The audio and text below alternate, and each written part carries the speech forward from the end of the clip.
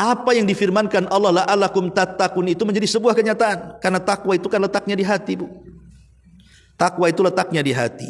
Kalau hati ini bersih dari penyakit-penyakit, maka akan mudah untuk menjalani takwa itu, melaksanakan perintah dan menjauhi larangan. Ya, maka ini juga bagian daripada persiapan tathhir al-qalbi, tathhirul qalbi, membersihkan hati minal atham wal munkarat, dari perkara-perkara dosa dan kemungkaran. Ya, bersihkan ya pelan-pelan lah ya, kalaupun tidak frontal, pelan-pelan ya. Sambil terus membiasakan ya. Karena kalau seandainya penyakit-penyakit ini masih bersarang, Bu, masuk Ramadan, boleh jadi puasa kita itu seperti yang disabdakan Nabi, rubba shaimin laisa lahul jaza illal ju' wal 'atsh. Berapa banyak orang-orang yang berpuasa itu tidak dibalas puasanya, tidak diganjar puasanya, tidak ada pahala puasanya, hanya menahan lapar dan dahaganya saja. Kenapa? Karena dia hanya puasa perut saja, menahan lapar, menahan haus, menahan syahwat, tapi hatinya tidak berpuasa. Kalau seandainya seseorang itu hatinya juga berpuasa dan anggota badan lainnya juga berpuasa, bukan hanya perut, matanya, telinganya, lisannya, ya, maka insya Allah bukan hanya sah dalam ibadah, tapi lebih daripada itu juga akan mendapatkan pahala. Maka bersihkan hati. Kalaupun seandainya harus meminta maaf kepada orang yang kita zalimi, hari inilah waktunya. Bismillahirrahmanirrahim.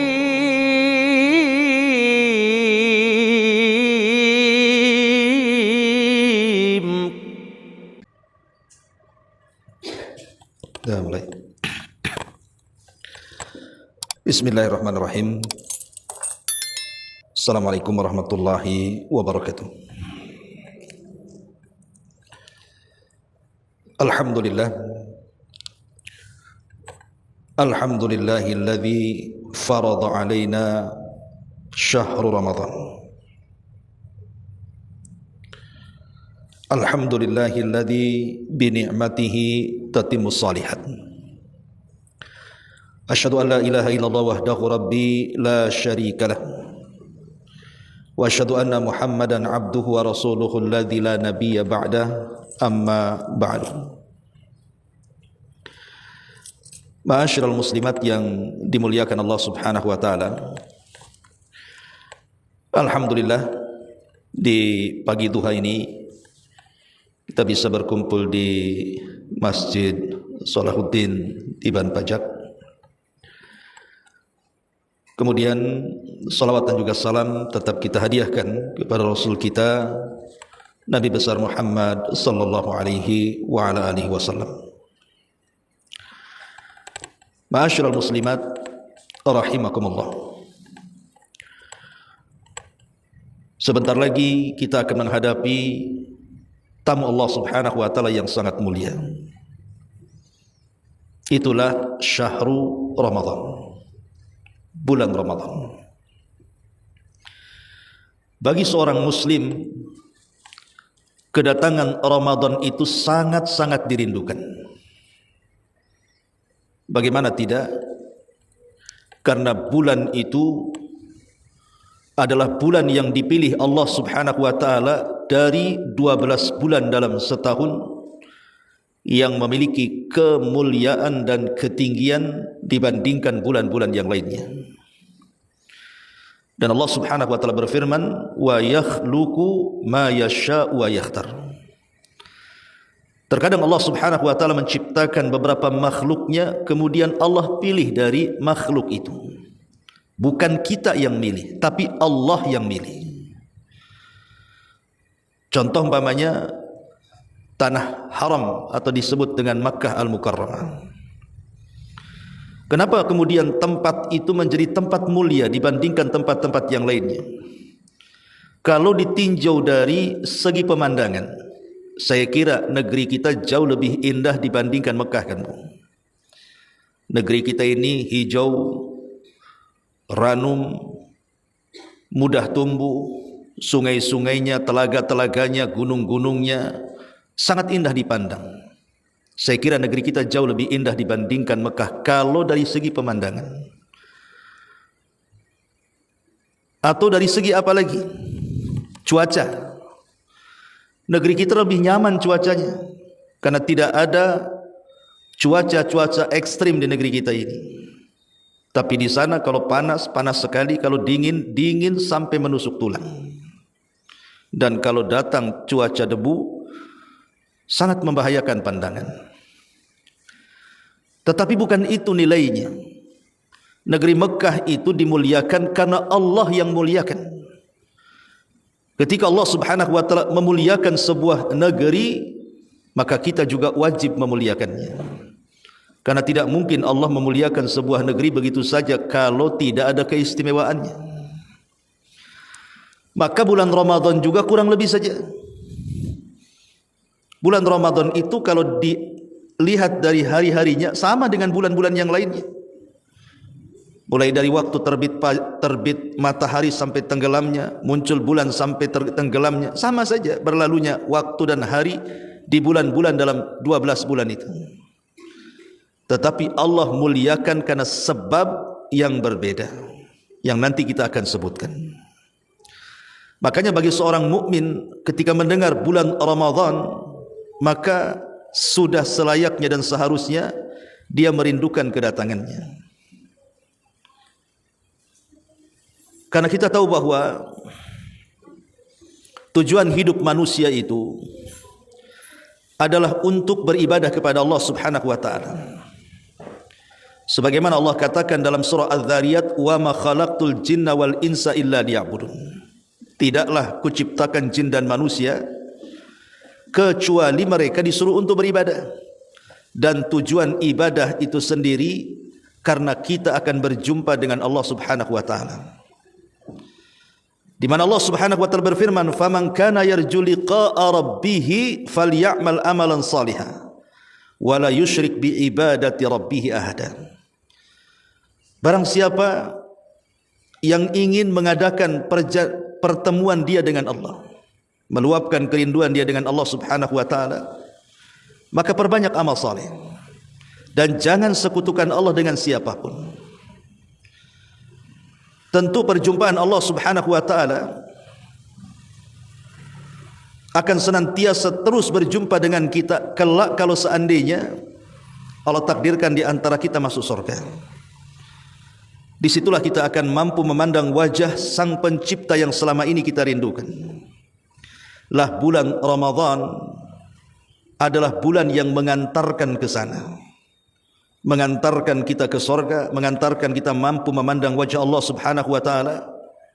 Dengan cara apa? Lah inilah yang kita akan bahas tentang persiapan diri dan jiwa untuk menghadapi Ramadan. Ma'asyiral muslimat yang dimuliakan Allah Subhanahu wa taala, yang namanya persiapan untuk sebuah safar itu dihajatkan kan.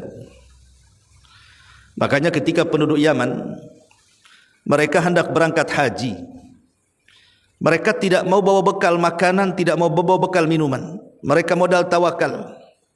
Karena mereka menyangka bahwa nanti di tengah jalan pasti Allah akan berikan tu makan minuman itu. Yang penting modal takwa saja. Berangkatlah mereka menuju Mekah.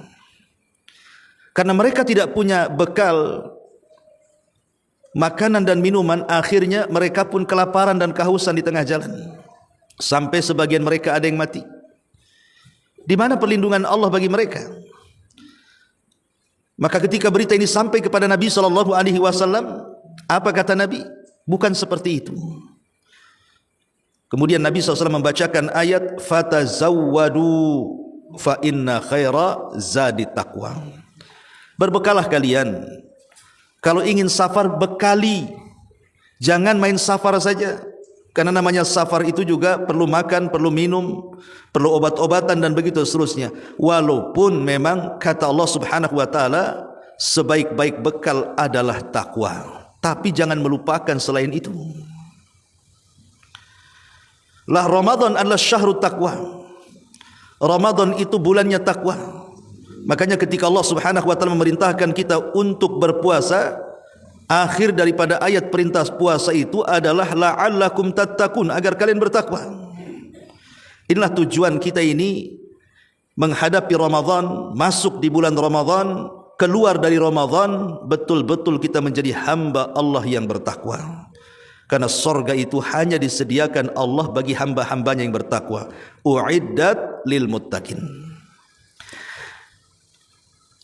Baik, kita akan mulai. Yang pertama, persiapan kita menuju Ramadan untuk meraih ketakwaan kepada Allah Subhanahu wa taala adalah an-niyatu al-khalisatu.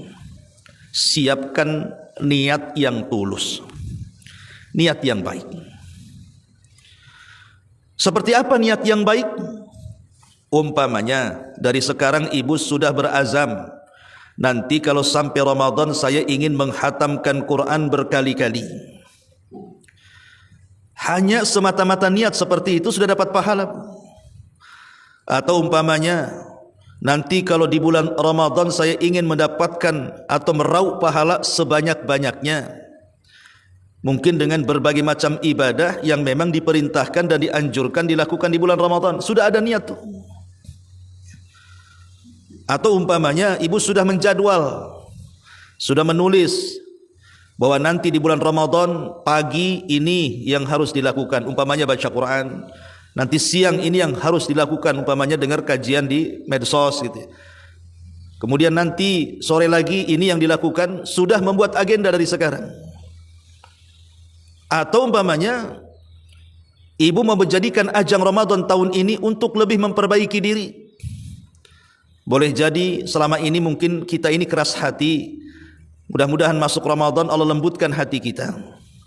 Atau boleh jadi mungkin kita sebelum Ramadan ini masih belum mampu meninggalkan maksiat dan kemungkaran. Maka nanti kalau bulan Ramadan saya berazam ingin tobat, ingin berubah, ingin berbuat baik dan muhasabah diri dan begitu seterusnya. Lah niat-niat yang seperti ini itu sudah harus tanamkan sekarang ini. Karena Allah Subhanahu wa taala atau Nabi sallallahu alaihi wasallam bersabda, "Innamal a'malu binniyat." Amal itu ditentukan dengan niatnya. Dan Allah katakan dalam surah Muhammad 21, "Falau shadaqullaha lakana khairal lahum." Kalau mereka jujur kepada Allah dalam niatnya, sungguh itu kebaikan bagi mereka. Jadi tanamkan niat.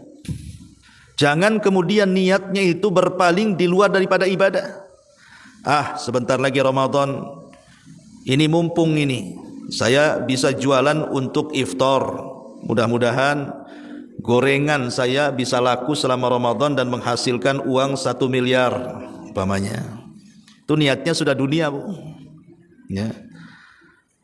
Jadi singkirkan niat-niat seperti itu. Kalaupun memang harus jualan di bulan Ramadan, itu karunia Allah Subhanahu wa taala, tetap tidak mempengaruhi ibadahnya. Jadi harus disertakan dengan niat yang baik. Karena Allah Subhanahu wa taala tadi mengatakan falau shadaqullaha lakana khairan lahum. Dan Rasul mengatakan innallaha katabal hasanat was sayyiat. Kemudian Rasul mengatakan faman hamma bihasanatin falam ya'malha katabahallahu lahu indahu hasanatan kamilah.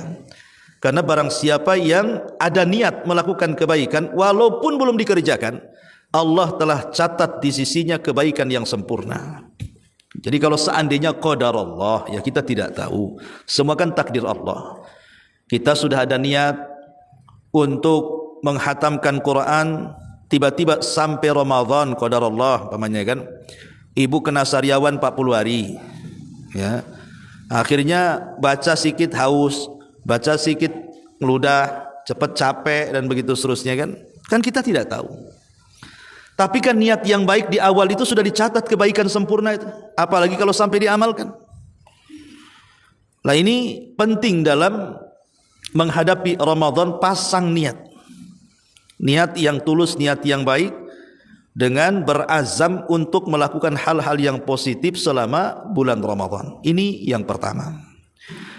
Kemudian yang kedua, yang harus kita siapkan sebelum masuk Ramadan, at-taubatu as-sadiqatu. Bertobat dengan tobat yang jujur. Bertobat dengan tobat yang jujur. Karena kita tahu bahwa Ramadan itu termasuk dari musim-musim diampuninya dosa-dosa hamba yang masuk Ramadan. Jadi Ramadan itu musim ampunan, Bu, baik siangnya atau malamnya. Siangnya dengan puasa, malamnya dengan qiyamul lail. Sebagaimana Nabi mengatakan, man shama ramadhanan imanan wa ihtisaban ghufira lahu ma taqaddama min dhanbi. Barang siapa yang berpuasa penuh dengan keyakinan akan perintahnya dan juga mengharap pahalanya, maka Allah akan gugurkan tuh dosa-dosanya. Ini di siang hari. Di malam harinya juga sama, karena Rasul mengatakan, man qama ramadhanan imanan wa ihtisaban ghufira lahu ma taqaddama min dhanbi. Barang siapa yang tegak salat malam di bulan Ramadan, yakin akan perintahnya, mengharap akan pahalanya, maka Allah Subhanahu wa taala akan ampuni itu dosa-dosanya. Subhanallah, seolah-olah 24 jam Ramadan itu penuh dengan ampunan. Maka dari sekarang kita pasang taubatun sadiqah, taubat yang jujur, taubatun nasuha, taubat yang menasihati orang yang bertobatnya. Karena begini, Bu, salah satu dampak dosa yang kita lakukan itu bisa melemahkan ibadah. Salah satu dampak dosa itu bisa melemahkan ibadah. Makanya Ibnu Abbas radhiyallahu anhu sampai mengatakan, inna lil hasanati diyaun. Sesungguhnya pada perbuatan baik itu ada cahaya, fil wajhi, pada wajahnya, wa nuran fil qalbi, dan cahaya pada hatinya, wasi'atan fil rizki, dan ada keluasan dalam rizkinya, wa quwatan fil badani, dan ada kekuatan dalam jasadnya, wa mahabbatan fi qulubil khalqi, dan kecintaan yang ditanamkan kepada hati-hati makhluk Allah. Tapi sebaliknya, wa inna lisayyiati, tapi sesungguhnya amalan-amalan keburukan, lawan daripada ketaatan, kemaksiatan dan kemungkaran adalah wahia, kata beliau, kata Abdullah ibn Abbas radhiyallahu an, inna lisayyiati sawadan fil wajhi wa dhulmatan fi qabri wal qalba wahnan fil badani wa naqsan fil rizqi wa bughdatan fi qulubil khalqi. Kata beliau, Abdullah bin Abbas mengatakan, perbuatan buruk, kemaksiatan dan kemungkaran itu bisa membuat hitam pada wajahnya, gelap pada kuburnya, lemah pada hati dan badannya, mengurangi rizki-rizkinya, dan membuat murka yang ditanamkan pada hati-hati manusia. Lihat bagaimana Abdullah bin Abbas mengatakan bahwa perbuatan maksiat itu bisa menggelapkan wajah, bisa menggelapkan kuburan, hati pula lemah, badan pula kurang, dan rizki pula seret, serta manusia akan membenci kita. Inilah pengaruh dosa. Lah kita kan tidak ingin kalau masuk Ramadan hati kita lemah, lemah untuk melakukan ibadah, yang berpengaruh kepada badan, badan pun akhirnya malas untuk melakukan ibadah. Itu dikarenakan maksiat. Maka saya nasihatkan untuk saya pribadi dan ibu-ibu semuanya, agar banyak-banyak bertobat sebelum masuk Ramadan, supaya ketika kita masuk Ramadan, nampak cahaya di wajah kita, nampak cahaya di hati kita, nampak kekuatan pada badan kita, sehingga dimudahkan untuk beribadah dan akan mendapatkan kecintaan Allah Subhanahu wa taala kepada kita. Ma'asyiral muslimat yang dimuliakan Allah Subhanahu wa taala. Tetapi yang namanya ampunan Allah itu kan diberikan kepada hamba-hambanya, itu disesuaikan dengan kehendaknya, kan, Bu. Ada hadis saat Nabi SAW naik ke atas mimbar, tiba-tiba Nabi SAW mengucapkan amin 3 kali. Naik ke mimbar pertama, Rasul mengatakan amin. Naik ke tangga mimbar kedua, Rasul mengatakan amin. Naik ke tangga mimbar ketiga, Rasul mengatakan amin. Kemudian Rasul berkhutbah sampai selesai khutbah. Para sahabat heran kenapa Rasul ketika naik mimbar mengucapkan amin 3 kali. Maka mereka mencoba bertanya kepada Rasul dan mengatakan, alama amanta ya Rasulullah, Rasul tadi engkau mengucapkan amin 3 kali, kami tidak mendengar doa, apa yang kau doakan?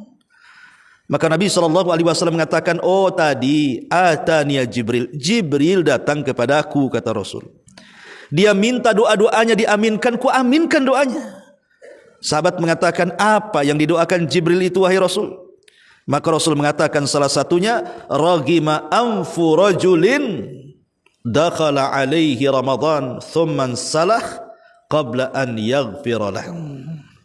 Kata Nabi SAW, celaka dan binasa seseorang yang masuk di bulan Ramadan, kemudian Ramadan lewat dari badannya, tidak ada satu dosa pun yang diampuninya. Celaka dan binasa orang seperti ini. Kenapa sampai celaka dan binasa? Karena bagaimana mungkin di musim-musim kebaikan, di mana sorga dibuka lebar-lebar pintunya, neraka ditutup rapat-rapat pintunya, setan pula diborgol dan diikat, kok dia bisa masuk Ramadan tidak ada satu dosa yang diampuni? Berarti kan dia tidak memanfaatkan musim-musim kebaikan itu. Dia sangka Ramadan sama dengan bulan-bulan yang lainnya, boleh bermaksiat kepada Allah sama dengan bulan-bulan yang lainnya. Ini sebuah kejahilan yang nyata. Jadi mumpung kita berada di bulan Sya'ban, amalan kita juga sedang diangkat ke langit, diperlihatkan di hadapan Allah dalam amalan setahun kita, maka dari sekarang pasang taubatan nasuha. Dengan cara apa? Satu, tinggalkan semua dosa yang pernah kita lakukan. Atau yang pertama, akui dulu dosanya. Akui dosa-dosa yang pernah kita lakukan. Boleh jadi mungkin selama ini kita sering mengumbar dosa-dosa lisan, dari gibahnya, dari namimahnya, dari ngerumpinya, dari nyebar hoaxnya, gitu ya, dari ngerasaninya, dan begitu seterusnya. Maka cobalah tobat untuk bukan hanya mengurangi maksiat itu, kalau bisa hilangkan 100%. Hilangkan 100%. Supaya ketika masuk Ramadan itu, kebiasaan-kebiasaan membawa dosa itu tidak dilakukan di bulan Ramadan, karena ibu sudah memukadimahi di bulan Sya'ban, menghindari hal-hal dosa. Jadi akui dosa itu datang dari kita. Yang kedua, sesali. Kenapa aku dulu berbuat dosa? Kenapa aku bergibah? Kenapa aku namimah? Kenapa aku menghina? Kenapa aku begini, begitu, dan begitu seterusnya? Akui itu. Kemudian sesali. Setelah disesali, tinggalkan semua maksiat yang pernah kita lakukan. Baru seperti itu kita berazam untuk tidak kembali kepada maksiat yang pernah kita kerjakan. Tetapi kalau berkaitan dengan hak-hak adami, hak-hak orang lain, maka tidak cukup dengan istighfar, dengan meminta ampun kepada Allah, tapi dia harus mengembalikan hak-hak orang lain yang kita ambil. Karena tidak mungkin diterima tobatnya kalau hak-hak orang yang kita zalimi belum dikembalikan.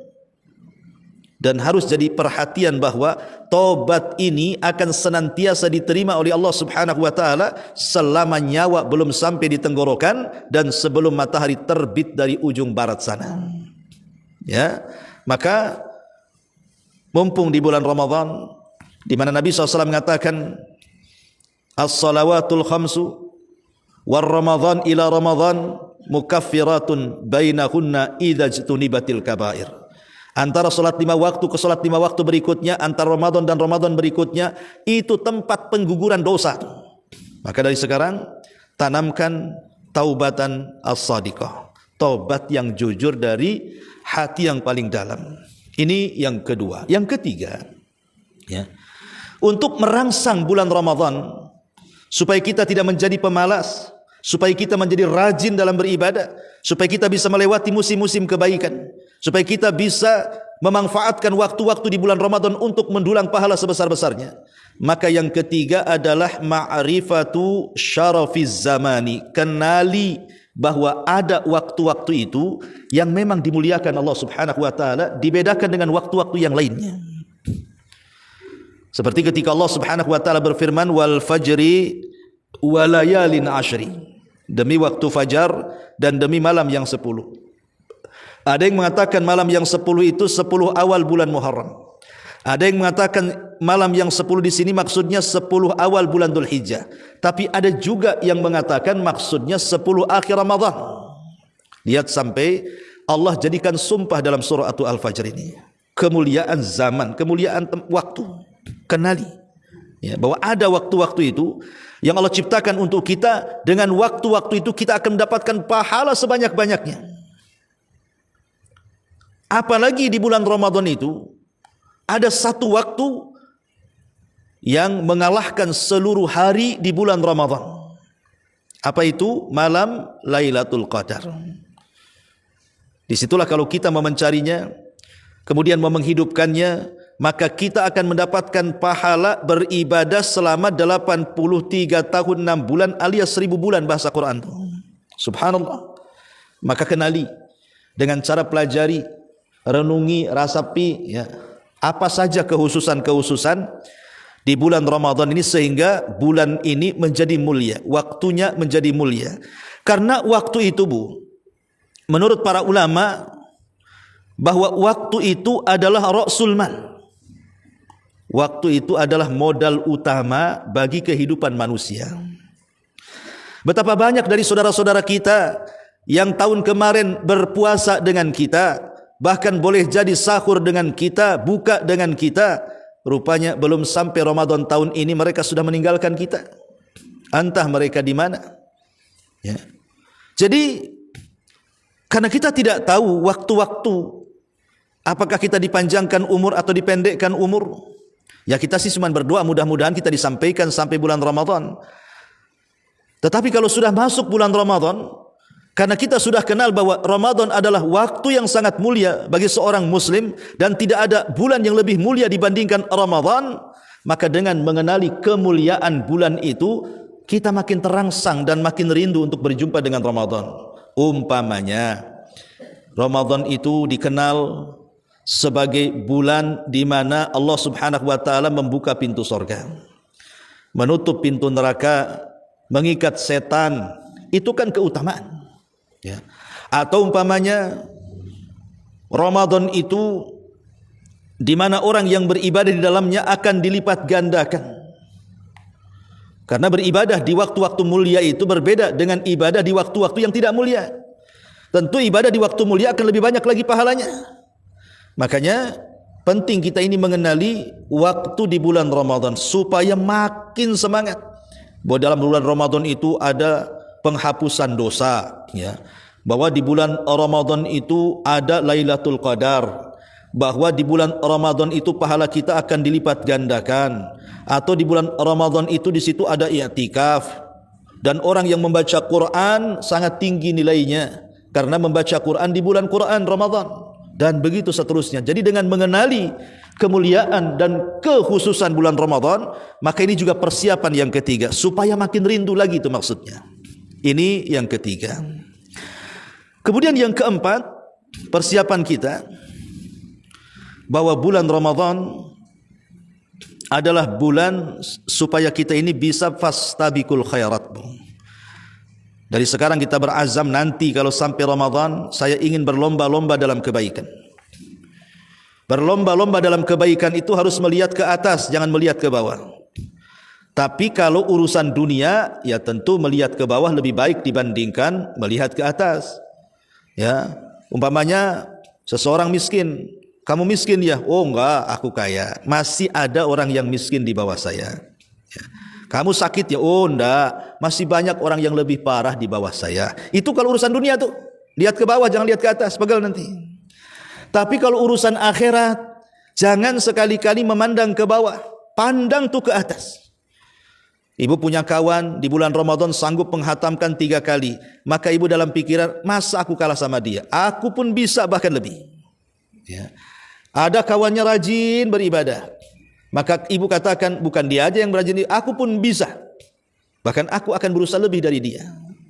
Itulah azamnya, fastabiqul khairat, kita berlomba-lomba di bulan Ramadan itu, dan dipersiapkan dari sekarang. Karena faedah orang yang berlomba-lomba dalam kebaikan itu banyak, Bu. Satu, dalil tentang ala husnil iman, baiknya iman seseorang, dan sidku al yakin, jujurnya keyakinan orang. Jadi orang yang bersegera dalam kebaikan itu hakikatnya dia memahami tentang petunjuk keimanan. Karena tidak mungkin badan ini bergerak menjadi ngaji, menjadi solat, menjadi zikir, menjadi silaturahim, bergerak lisannya, memandang matanya, dan begitu seterusnya. Bukan, tidak mungkin, mustahil digerakkan dalam kebaikan badan-badan kita ini kecuali ada iman yang menggerakkannya. Iman itulah yang menggerakkan kita. Makanya penting kita dasari sebelum Ramadan itu, tingkatkan keimanan. Dan peningkatan iman itu dilakukan karena ketaatan, sebagaimana kurangnya iman karena dilabrak dengan kemaksiatan. Ya, karena berlomba-lomba itu dalil tentang baiknya iman. Yang kedua, dalil tentang cintanya Allah kepada hambanya. Orang yang suka berlomba-lomba dalam kebaikan itu dalil tentang kecintaan Allah kepada hambanya. Kemudian juga yang ketiga, sababun litafrijil qurabat wa syatril uyub. Dengan kita senantiasa berlomba-lomba dalam kebaikan, maka itu sebab di mana Allah akan menghilangkan setiap kesulitan yang kita hadapi dan Allah akan tutup aib-aib kita. Karena ada hadis yang mengatakan, man satara musliman satarahullahu yaumal qiyamah. Barang siapa yang menutup aib seorang muslim, Allah tutup aibnya pada hari kiamat. Dan barang siapa yang menolong saudaranya, Rasul katakan, Allahu fi aunil abdi maka al abdu fi auni akhi. Allah akan senantiasa memelihara dan menolong hambanya selama hamba berlomba-lomba dalam menolong saudaranya. Kemudian juga di antara faedah berlomba-lomba ada sebab diijabahnya doa dan sebab mendapatkan kebahagiaan di dunia dan akhirat. Ini yang keempat. Niatkan untuk musabaqatu lil khairi. Kemudian yang kelima, ya. Ta'widun nafsi ala ta'ah. Biasakan jiwa ini untuk senantiasa di atas ketaatan di bulan Sya'ban ini, Bu. Kita kan ada sepekan lebih lagi nih mau Ramadan. Maka sisa waktu di bulan Sya'ban itu gunakan untuk ketaatan kepada Allah Azza wa Jalla. Biasakan jiwa itu digembleng supaya ketika masuk Ramadan tidak merasa berat. Umpamanya membiasakan dengan puasa sehingga ketika masuk Ramadan tidak kaget. Umpamanya membiasakan dengan baca Quran supaya ketika baca Quran di bulan Ramadan tidak kepeliut-peliut lidahnya. Umpamanya biasakan dengan sedekah sehingga ketika masuk Ramadan tidak bakhil, dan begitu seterusnya. Ini persiapan penting, namanya ta'widun nafsi ala ta'ah. Membiasakan jiwa itu di atas ketaatan kepada Allah Subhanahu wa taala. Ya. Ma'asyiral muslimat yang dimuliakan Allah Subhanahu wa taala. Ini yang kelima, yang keenam. Ya. Yang keenam, persiapan kita adalah ta'allum ahkamil fikhi Ramadan. Dari sekarang ibu harus belajar, baca-baca, mendengar kajian, entah lewat YouTube, entah lewat Facebook, entah lewat mana saja. Ya, coba dengerin atau baca gitu ya.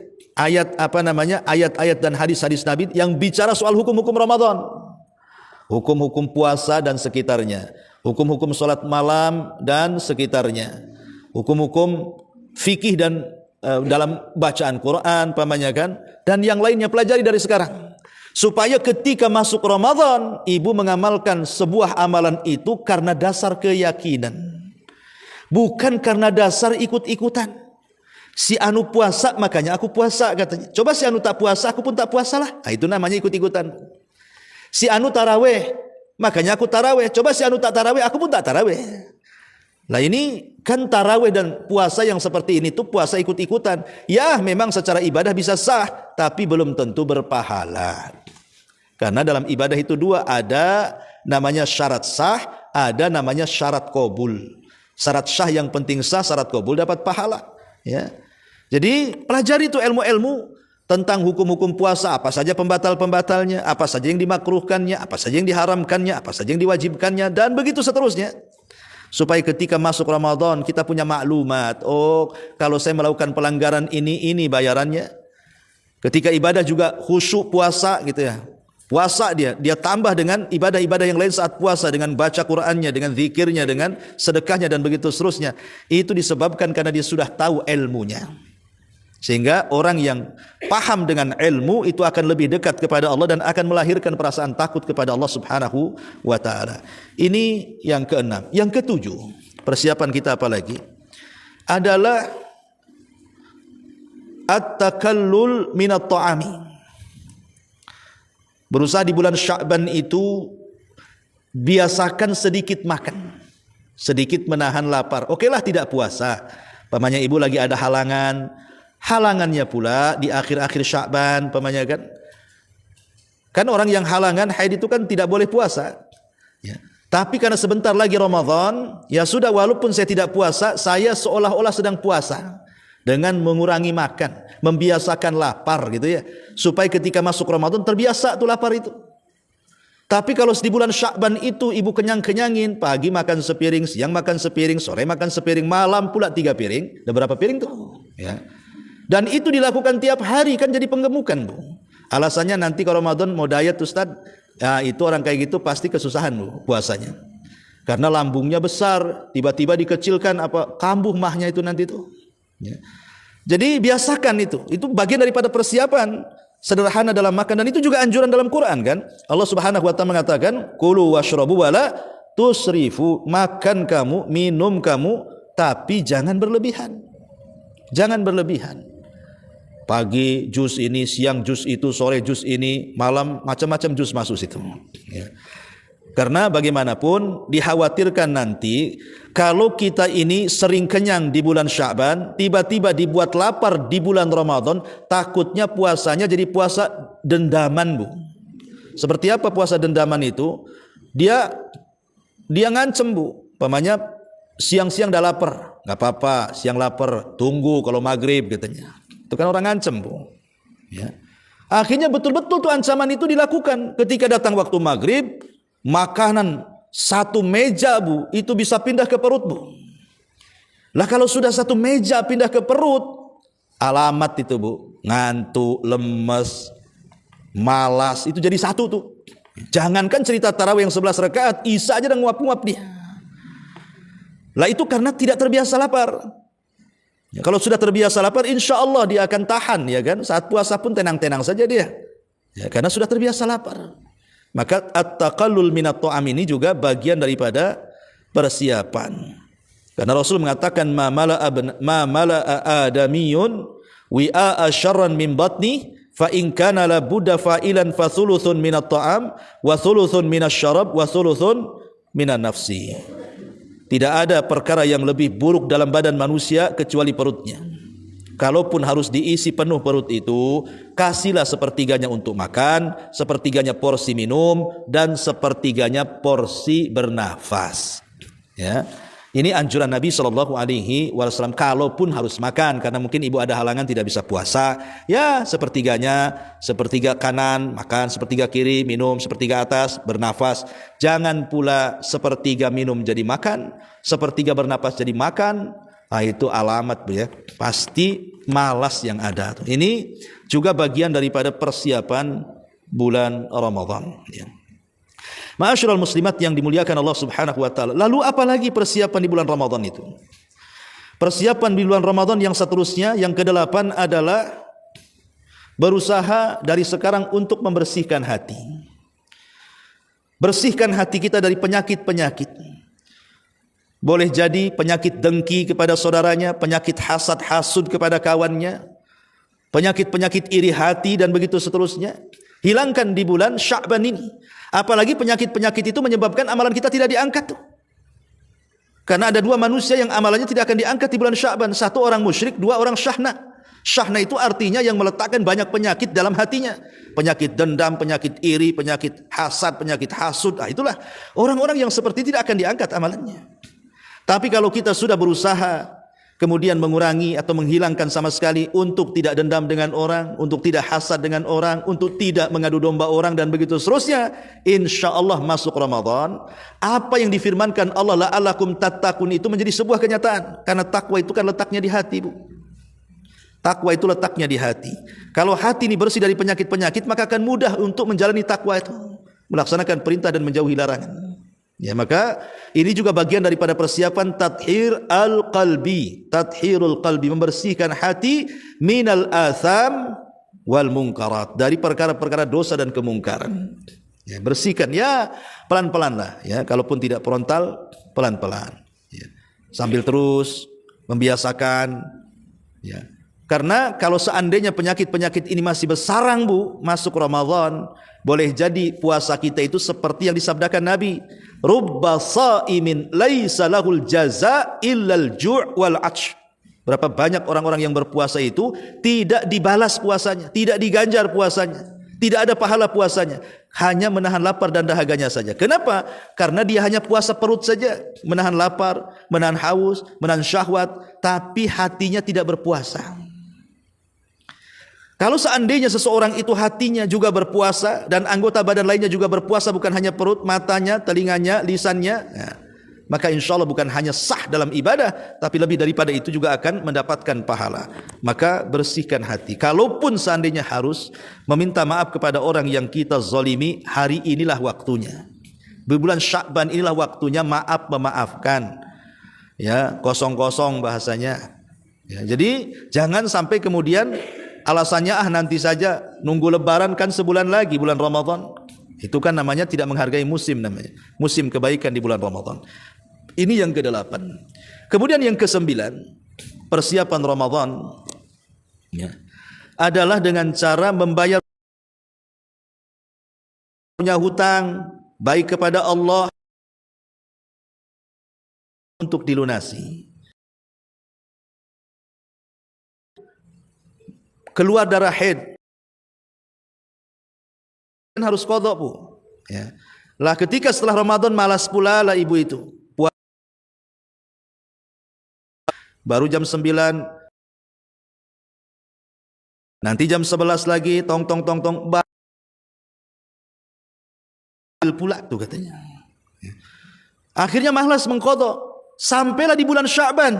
Masuk bulan Sya'ban udah ketar-ketir, entar lagi Ramadan tuh. Maka bagi ibu yang punya hutang, bayar. Ataupun yang hutang kepada manusia juga bayar, supaya ketika masuk Ramadan itu tenang, tidak punya hutang ke atas, tidak punya hutang ke bawah. Nah, ini juga bagian daripada persiapan melunasi hutang-hutang ya. Dan yang terakhir tentunya persiapan menghadapi bulan Ramadan adalah dengan memperbanyak doa. Karena ulama salaf jauh-jauh bulan sebelum Sya'ban, 6 bulan sebelum Ramadan itu sudah meminta kepada Allah, Allahumma balighna Ramadan. Ya Allah, sampaikanlah aku ke bulan Ramadan ya. Karena umur kita tidak tahu, Bu, apakah sebelum masuk Ramadan. Langkah beruntungnya kalau seandainya kita ini dihidupkan sampai Ramadan tahun ini dan mendapatkan Lailatul Qadar. Karena ada riwayat yang mengatakan ada 2 orang yang datang kepada Rasul, dua-duanya masuk Islam di hari yang sama dan di waktu yang sama. Setahun setelahnya, yang satu mati syahid, ikut perang bersama Nabi, mati syahid. Yang satunya belum meninggal, bahkan meninggalnya setahun setelahnya. Tapi ketika ada seorang sahabat bermimpi, rupanya orang yang belum meninggal setahun setelahnya, yang bukan mati syahid, mati dalam pembaringan, bandingkan orang yang mati syahid dalam jihad. Jadi sahabat heran, Rasul kok bisa? Padahal kan orang mati syahid kan masuk surga tanpa hisab dan azab. Kenapa dia dilambatkan masuk surganya, malah kawannya yang bukan mati syahid malah duluan masuk surga? Maka Rasul menjawab, apakah kalian heran? Bukankah selama 1 tahun setelah meninggal kawannya dia mendapatkan Ramadan tahun depannya dan dia mendapatkan Lailatul Qadar? Ya, maka pahalanya jauh lebih banyak dibandingkan orang yang mati syahid. Sudah sewajarnya kita atau Allah memasukkan dia ke dalam surga duluan dibandingkan orang syahid. Ya, jadi dari sini kita minta kepada Allah Azza wa Jalla untuk terus membimbing kita, memberikan usia panjang kepada kita. Semoga Allah injakkan kedua kaki. Wallahu alam, ini diantara nasihat 10 nasihat penting persiapan bulan Ramadan, atau bagaimana caranya kita menanamkan kerinduan untuk sampai di bulan Ramadan. Tafadhali, silahkan kalau ada yang mau bertanya sebelum kita tutup. Assalamualaikum Ustaz, saya mau bertanya tentang kebiasaan simpan pinjam ibu-ibu PKK yang mensyaratkan bunga 10% karena alasan hasilnya juga akan dikembalikan pada anggota. Terima kasih. Oh, tidak boleh. Ya, pinjam ya pinjam. Kalau berbunga itu bukan pinjam meminjam, itu sudah masuk ke ranah riba. Ya, masuk ke ranah riba, tidak boleh. Karena pinjam meminjam dalam Islam itu murni urusan sosial, tidak boleh ada keuntungan walaupun kembali ke anggota. Ya, sebaiknya nggak usahlah dibuat bunga 10%, 20%, karena itu namanya bunga nampak indah, bahasa bunga itu, tapi hakikatnya bahasa itu kan untuk menyamarkan kalimat riba. Kalau bahasa riba kasar, tapi kalau bunga halus kayaknya. Padahal intinya riba gitu ya. Jangan, karena bagaimanapun Allah melaknat pemakan riba, yang ngasih makan riba, yang mencatat riba, yang menyaksikan riba, semuanya sama dosanya. Pembagian dosanya sama, bukan yang memakan lebih tinggi, yang ngasih lebih rendah, yang menyaksikan rendah lagi, tidak sama semuanya. Karena Allah mengatakan wala ta'awanu 'alal itsmi wal udwan. Jangan tolong-menolong di atas perbuatan perbuatan dosa dan permusuhan. Wallahu a'lam bishawab. Subhanaka bihamdika asyhadu an la ilaha illa anta astaghfiruka wa atubu ilaik. Allahu taala alam.